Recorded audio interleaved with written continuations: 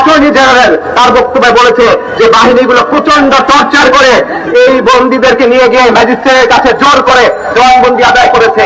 তাহলে তাদের বিরুদ্ধে কোনো প্রমাণই যেখানে নাই, তাহলে সেখানে আপনারা বন্দী করে রাখছেন কিভাবে? দুঃখের বিষয়, গণঅভ্যুত্থানের পরে 1 বছর হতে চললো, কিন্তু এই মজলুমরা এখনো বন্দী, তারা এখনো নির্যাতিত, অথচ বড় বড় দলের বড় বড় নেতারা তারা বের হয়ে যাচ্ছেন। বিএনপি তারেক রহমান তিনি বেকসুর খালাস পেয়েছেন, লুৎফুজ্জামান বাবর বের হয়ে গেছেন, জামাত ইসলামের নেতা মুক্ত হয়েছেন। তার মানে হলো যত বড় মামলা হোক, যত জটিল মামলা হোক, মুক্তি দেওয়া যায়। তাহলে এই ভাইরা কেন মুক্তি হতে পারতেছেন না? আমরা কারো মুক্তির বিরুদ্ধে না। যদি কেউ জুলুমের শিকার হন তাহলে তাদের ন্যায় বিচার পাওয়ার হক আছে, কিন্তু প্রশ্ন হলো অধিকার কি শুধু ক্ষমতাবানদের জন্য? ন্যায় বিচার শুধু ক্ষমতাবানদের জন্য? বড় বড় দলের নেতাদের জন্য?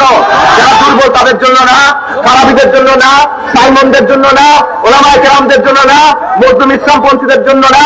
বনী ইসরাইলের বিধান ছিল যারা দুর্বল, তারা গুনাহ করলে, তারা অপরাধ করে তাদের উপর সাজা প্রয়োগ করত। আর যারা ধনী তারা যখন অপরাধ করত জরিমানা দিয়ে ছেড়ে দিত। চিন্তা করে দেখেন, আমাদের দেশে আওয়ামী লীগের লোকজন তারা বহাল তবিয়তে ঘুরে বেড়াচ্ছে।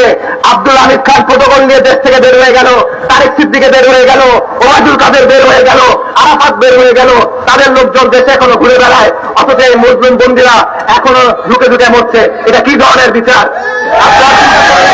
আপনারা জেনে রাখেন, ইন্নাদ-দীন ইনদাল্লাহিল ইসলাম, নিশ্চয়ই আল্লাহর কাছে গ্রহণযোগ্য একমাত্র দিন হলো ইসলাম। নিশ্চয়ই আল্লাহর কাছে গ্রহণযোগ্য একমাত্র বিচার ব্যবস্থা ইসলাম।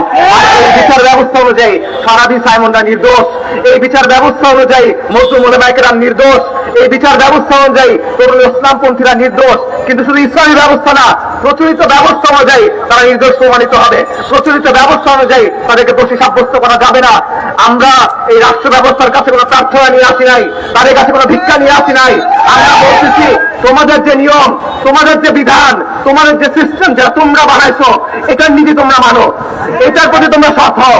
এটার প্রতি যদি তোমরা সৎ হও তাহলে এই মুসলিমদের তোমাদের মুক্তি দিতে হবে, এখনই দিতে হবে। কোনো ডাবল স্ট্যান্ডার্ড এখানে চলবে না। ন্যায় বিচার যদি থাকে তাহলে সবার জন্য, আইন যদি থাকে তাহলে সবার জন্য। ক্ষমতাবানদের জন্য এক আইন, দুর্বলদের জন্য আরেক আইন। ক্ষমতাবানদের জন্য এক বিচার, দুর্বলদের জন্য এক বিচার। এরকম কোনো ডাবল স্ট্যান্ডার্ড চলবে না। আমরা চাই, আমরা এখনই চাই, আমরা মজলুমদের মুক্তি চাই, অবিলম্বে চাই।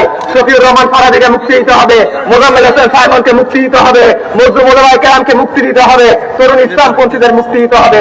যতক্ষণ তারা মুক্ত না হচ্ছেন আল্লাহর দরবারে আমরা দায়বদ্ধ থাকবো। যতক্ষণ তারা মুক্ত না হচ্ছেন মহান আল্লাহর দরবারে আমরা দায়বদ্ধ থাকবো।